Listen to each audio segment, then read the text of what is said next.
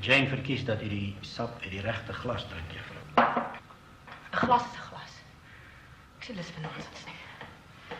Sê vir Johan en gaan kyk na daai boonste drade. Die bulle deurgebreek. En die pad het baie verspoel daarbo. Ek neem bevele alleen van die vader, juffrou. O nee, Jenkins. Jy neem bevele ook van my. Want as my pa nie hier is nie, moet ek alleen na hierdie plaas kyk. En dan doen jy wat ek gedoen wil hê. Is daar nog iets? Nee, juffrou. Nie vir my juffrou sê. Jane, haar majesteit sal nie vanmôre spek en eiers neem nie.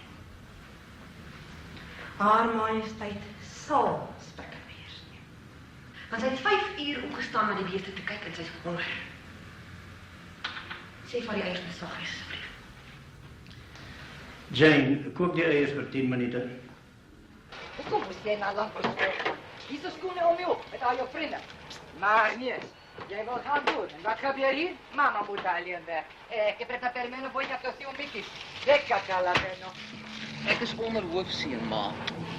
En jou pa was 'n boer.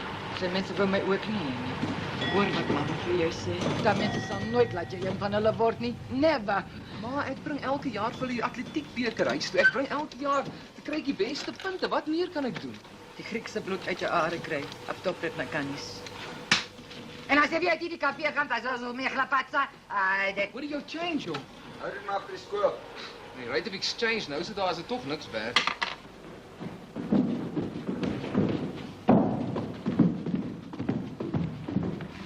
Isis, Ek is besig om mal te word. Ek moet al die werk op hierdie plaas alleen doen. Weet jy waar pa is? ek dink hulle is nou nie Milans toe.